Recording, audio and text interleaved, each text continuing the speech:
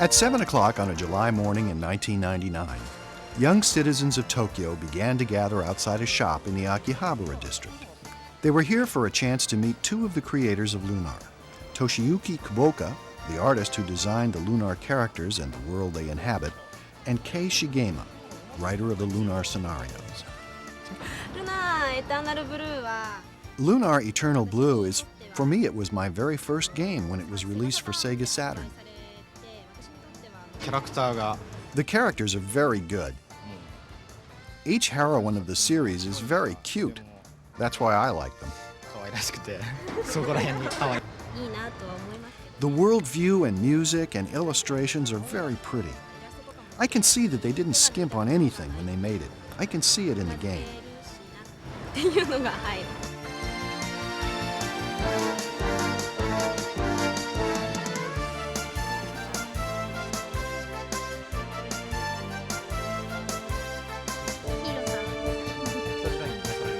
Which scene was the most difficult to create when you were working on each game?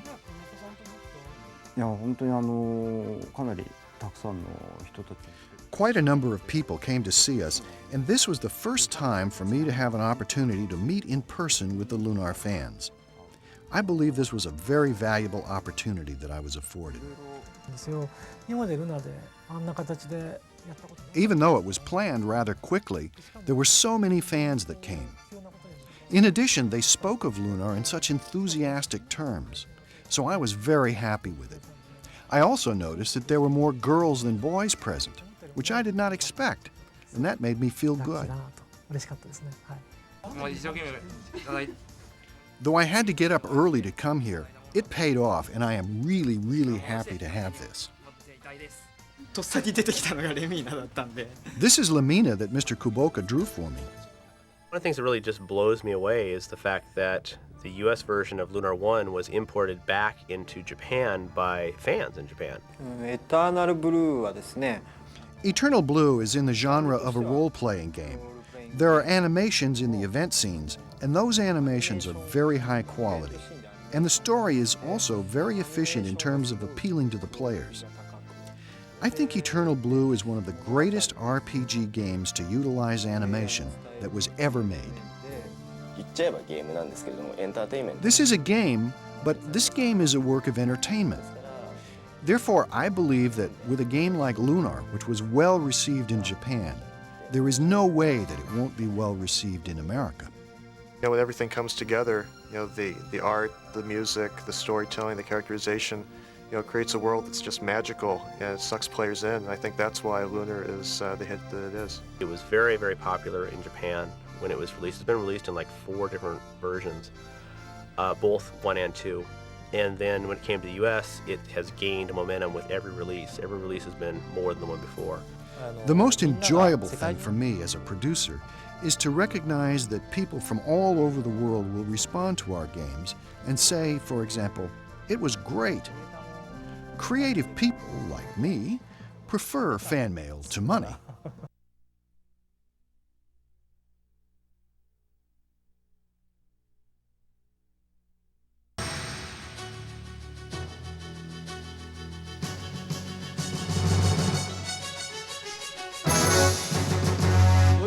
This was the maddening project we plowed our lives into that by any means just had to be made.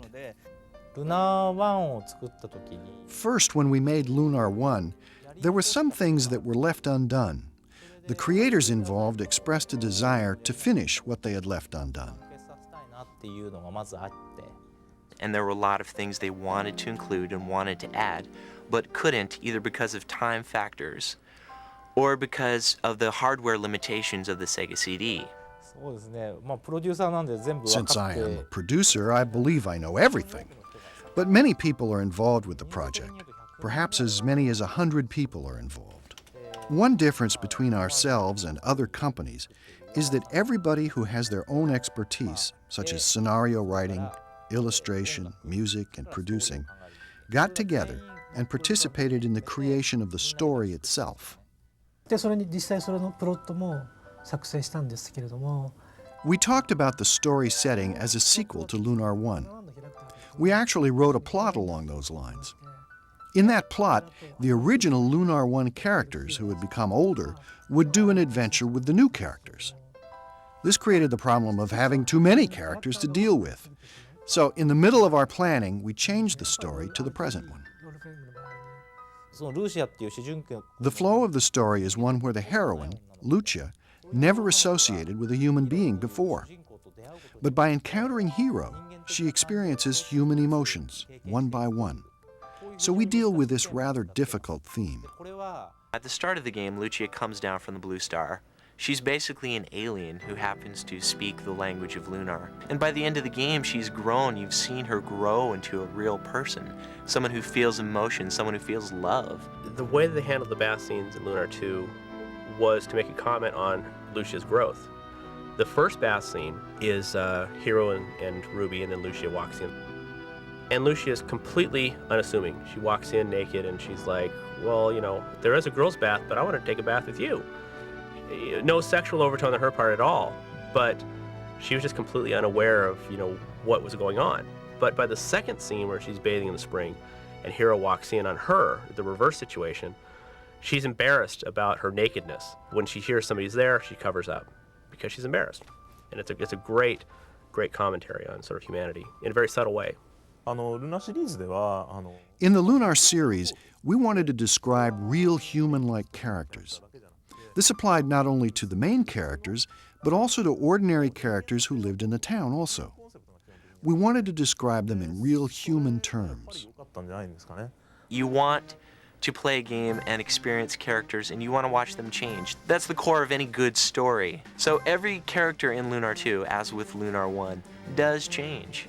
And by the end of the game, you like what they've become. These days, there are so many outrageous stories involving people's deaths, etc. But rather than producing that sort of story, I have been pleased to see a story like ours, where a boy tries to rescue a girl. That sort of rather normal story was well received. A fighting game or a shooting game, those are easy. But to develop a role-playing game, which is the reason why people have stayed away from them for so long, is because it's hard. You have to make characters that people like, and if they don't like it, that's the end of the franchise. There is no sequel. The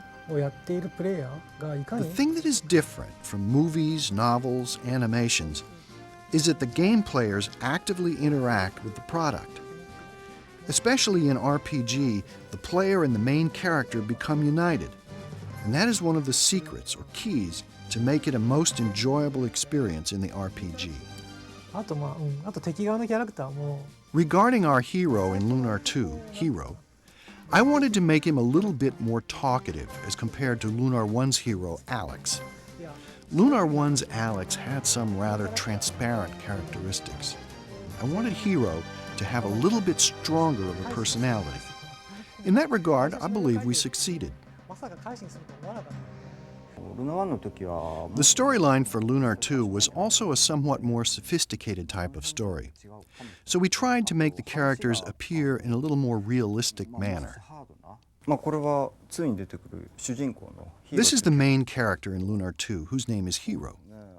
As an initial setup for this character, he was living in a remote desert area with his grandfather. His character was supposed to be an adventurous one, like a treasure hunter. I wanted this design of Lucia to appear in something that looks like a uniform. Here she is wearing a medallion.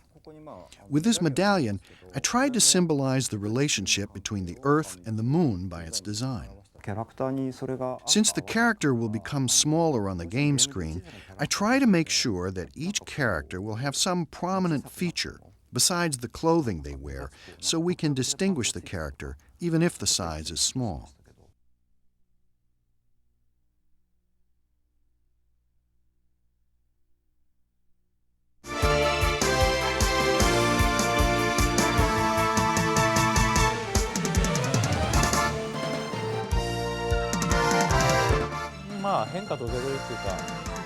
The previous animation, Lunar 1, was more for purposes of effect.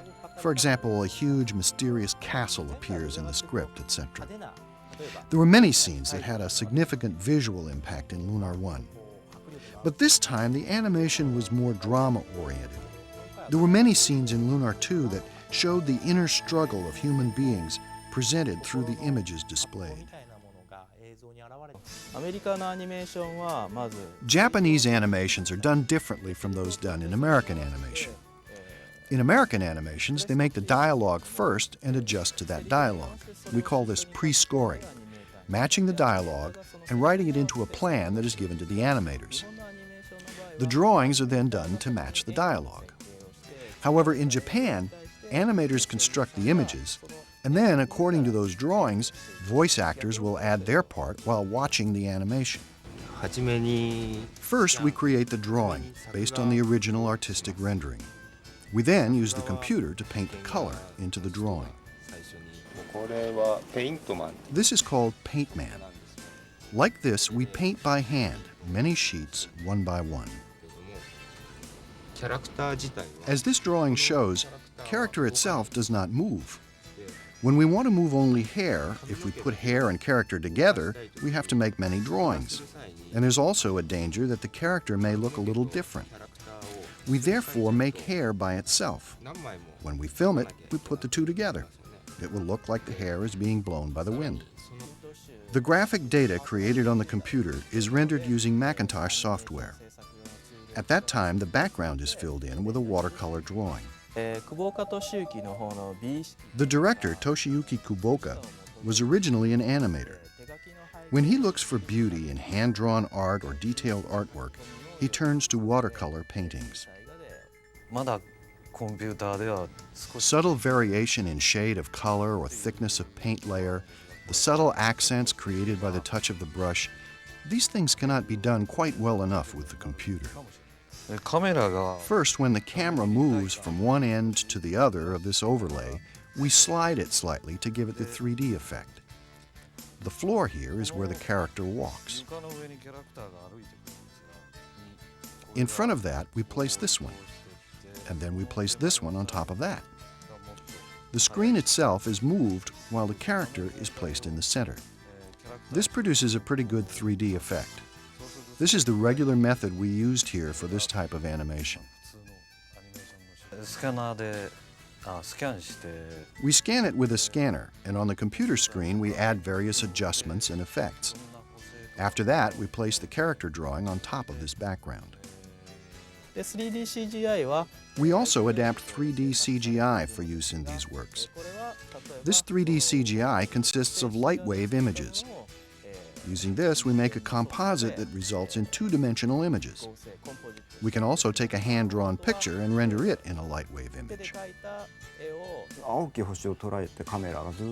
There is a scene where the blue star is captured by the camera as it approaches the Earth, and then at the end, it enters into the tower and captures Lucia. That was something we wanted to do from the time of the Sega CD or Mega CD. At that time, however, technically it was a bit too difficult for us to do. So this time, since we were able to do that scene, we hired a special design expert to help with this scene's effects, and we devoted a lot of time to it. The most difficult scene was at the end. We used the CG there also. A scene of a spectacle was very hard. Since this is a game, the scenario keeps changing throughout the creative process. We therefore have to rewrite the scenario and Ikante to match the game. The spectacle scene towards the end was added onto the existing art as if there is a summit with fog around it. And when we reached that point, we discovered another summit yet to be reached. This is Destiny, a battleship built for the land. It has a fin part that allows it to advance, to move forward by moving the fins. The modeling is very complicated, so when we complete one, we will use it for many different scenes. When we first make the original model, it takes a considerable amount of time. However, once made, to actually run the model through its movements does not take that much time. Natural things such as ocean, clouds, smoke, etc. are difficult to create. To make them look real is a challenging task no matter how much experience you have in doing this. Nature is difficult. Gonzo went nuts with the CG stuff, and they really did come into their own, blending that with the traditional hand-drawn animation so that you get this really wonderful mix of 2D and sort of 3D CGI that looks like 2D hand-drawn.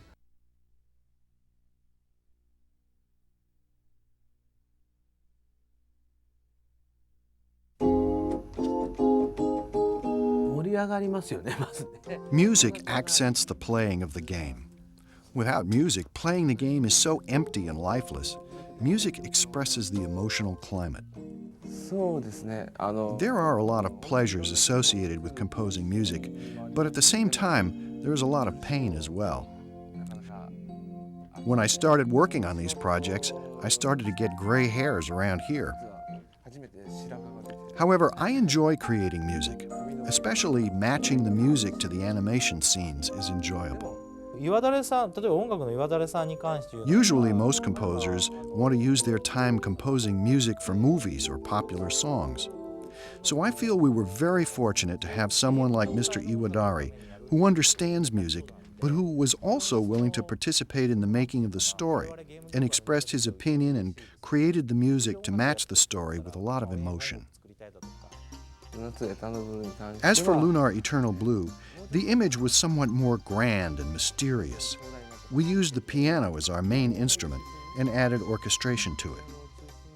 I felt that it required a more worldwide sense, and I therefore included ethnicity to the music to some extent. Among the characters who appear, there is a girl named Jean who is a warrior. The place where she lives is called Carnival. It's a fun place. We wanted to give some sort of specific character to this town, and we therefore included percussion-type instruments like the tabla, which is from India. And on top of that rhythm, we thought that adding guitar and violin would make it more fun-sounding. Also, for the villages, we included some Indian music using the tabla as well.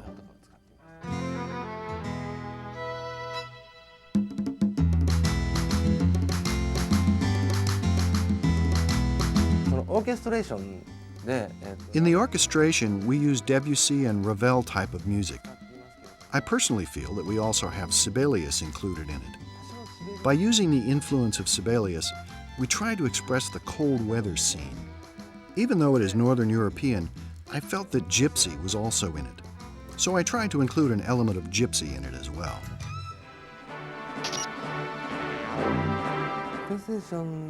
For the sounds that are heard in the game, we use the internal sound of PlayStation. We use the Sound Designer 2, and we also use software that is specially designed to be used for the PlayStation, that converts the sound for use in the PlayStation system. If I click this, you can hear the sound of the bass drum or cymbal or tambourine. This is the sound of the oboe. We just put each sound in a timeline. Then we will mix it at the end. For example, like this.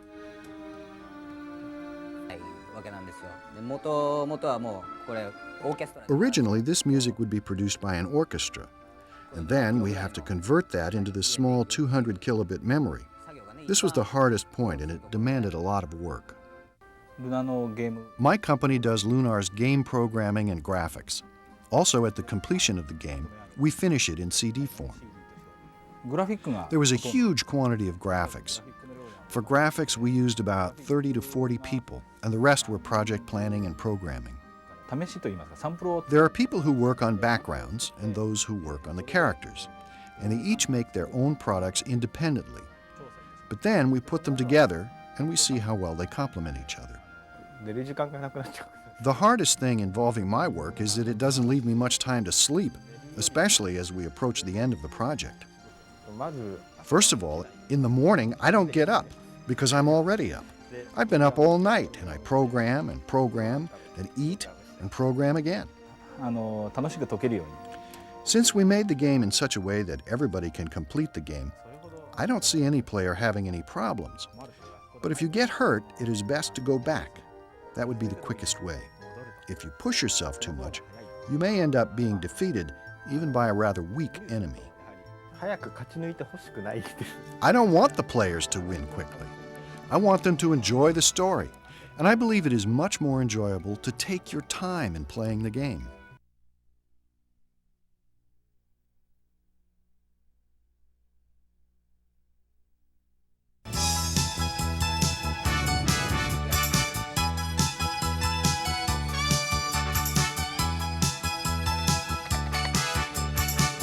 There's a tremendous amount of things that you have to do when you're localizing a game, which is sort of more than translation, because translation sort of implies just text only. We changed the audio from really low sampling stereo to 38 kilohertz, which is almost CD quality mono.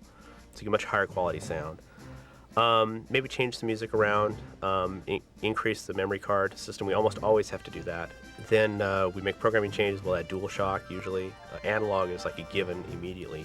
Well, the save system sucked because it only allows 3 save games per 2 blocks, and it also checked both cards before you even start the game. So I changed that so that it would only check the card once you tell it that you want to load or save, and I'm trying to get a minimum of 21 saves per memory card. First thing you do is add analog support, because now with the DualShock controllers, you don't bust your thumbs, moving diagonals and stuff, because you have that nice, smooth analog stick. To make the animations look better, I changed the resolution from 256 by 224 to 320 by 224, which makes all the artifacting really small so it's hardly noticeable.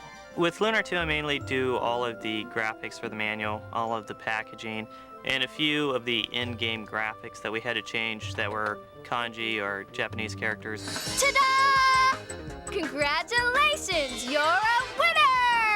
Our philosophy of translation is different than virtually anybody else out there, because rather than do a literal translation, we try to do the translation, find out the spirit of what was said, and then write in that same spirit in English so it feels natural. The Japanese writers are fond of puns, of rhyming words in Japanese, but that doesn't translate, of course. You'll get a joke that translates, "Pickle, I thought you said baseball card." So we'll put something else in there that's very American, that people will get and laugh at and have a good time with. I know I shouldn't look a gift horse in the mouth, but what kind of cheesy puff is that? If you just want to go with the main narrative, all you have to do is accomplish the major events in the game. But if you're looking for a more enriching, rewarding experience and you want to know more about the world of Lunar, you can go talk to more people and find out more stuff. And that's the cool thing about Lunar, is it has so much text that if you really want to take the time, you can find a bunch of stuff that the average player isn't going to get. Your world is in grave danger. I must see Althena immediately. Another major thing, obviously, is that we record the voices. We do all the voiceovers again, we remix all those in. When we decided to do the remake of 2, and we were getting down to recasting, I kept all the characters from the first one where possible. The one exception we made was with Hero. Come back, Lucia! I wanted a hero who sounded a little bit more assertive when he was yelling, a little bit deeper, a little bit older, but not too old. Wait! Actually, Ashley Angel, who was the voice of Alex, the lead character in Lunar 1, he was a friend of mine, and he introduced me to Victor, and we hit it off, kind of went from there. And I had a small part in Lunar 1. Hero does have quite a big emotional range, because he gets angry when he is exerting himself, especially in the opening sequence. He cries at the end, and that was difficult to do. You gotta have a Mountain Dew, and you get your throat kind of going. We have a monitor in here and kind of do the lip sync, and we have to get it in with the inflections with movements and stuff. I should have brought Grandpa's chisel. This is way harder than I thought. Ugh. Not bad, that was okay. That was pretty damn good. I play Lucia. She's the princess from the Blue Star, related in some way, shape, or form to Athena, the goddess. She's just sort of a sweet little girl who wants to help, but she can be angry when she gets angry. I must go, Hero. Lucia and Hero, there's a point where they could say goodbye. I remember making it, just trying to get the real emotion in there and making it realistic and not sort of a fake goodbye scene. I play Ruby and I play Jean. Ruby is the little annoying pink dragon. She is kind of Hero's sidekick. When I heard her at first, although it was spoken in Japanese, I could tell that she was kind of a wench or whatever and kind of stuck up. And so then I could just go from there and kind of apply my own wenchiness or whatever to that character. If you can't shut your eyes, I'll do it for you! You have to look down at the script and then look back up at the screen to make sure you're staying right with the movement of their mouth and look up and down. I'll keep talking and the voice or the mouth will stop on the cartoon or vice versa. So we need to add or subtract syllables. So it's a lot of fun finding words that mean the exact same thing that are longer or shorter. My name is Lumina Alsa. You have just officially passed. Lumina is the lord of this vein, or this world. It's like the magic guild, and it's not really a big deal anymore because it got blown to bits in the game before. So to her, it's a big deal. It's fun, but it's exasperating sometimes. I mean, it's a lot of fun, but you know, the things where you have to like fake laugh or fake cry, that's kind of hard. Or when you do one line over and over and over and over again. And sometimes one line can take an hour, especially with me. I always start to laugh. I don't know why, obviously. You know, but Victor's really good about helping you, you know, taking a break or playing a CD that makes you laugh. You have to add your own, kind of your own personality into the character while playing a different character at the same time, if that makes sense. When we're doing the voices, there's some parts where, you know, you think, well, maybe I should do this or that, and Victor's really open to, you know, maybe what you want to do instead. And you just kind of work with what sounds good, really. I'm able to speak the part of Ruby basically in my own voice, and Bill somehow, I don't know how he does it, makes the voice higher. Huh! Oh, great! Don't tell me you're hearing voices now!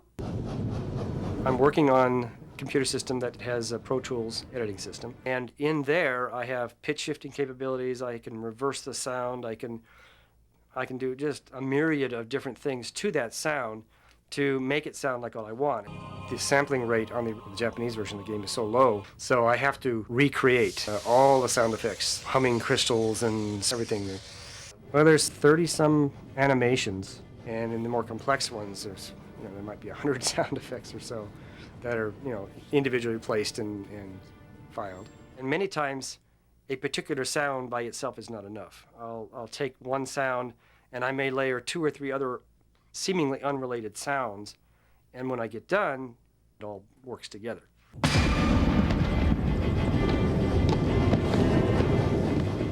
have a crew of game testers now because Lunar is such an overwhelming project. We were going crazy. I was losing people to mental institutions left and right. I am, and to a large degree, a lot of the people here are perfectionists as far as the way they want to see the game run and look and be presented and such. So we'll constantly try to improve and improve and improve and improve. And at some point, you just got to say, stop.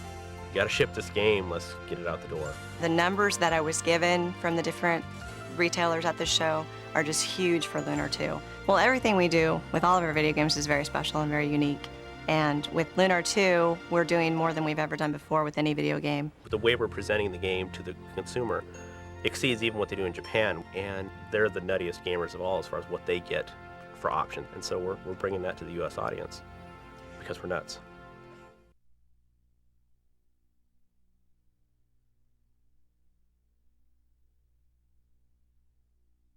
Mr. Shigema's other nickname is Shower Writer. Everything he writes includes a shower scene.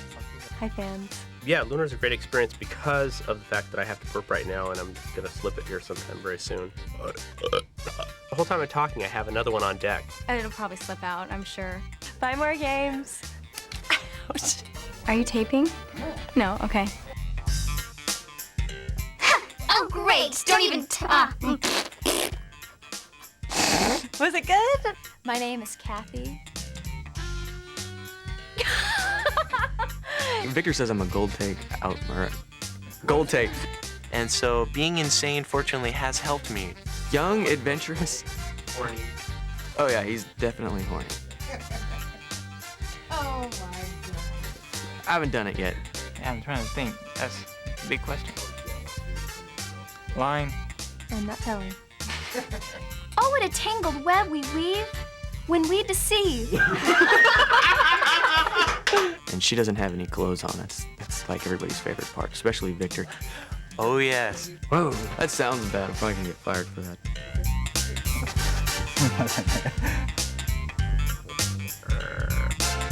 Dang! Well, at least we get good screw-ups. Thank you very much. Let's enjoy.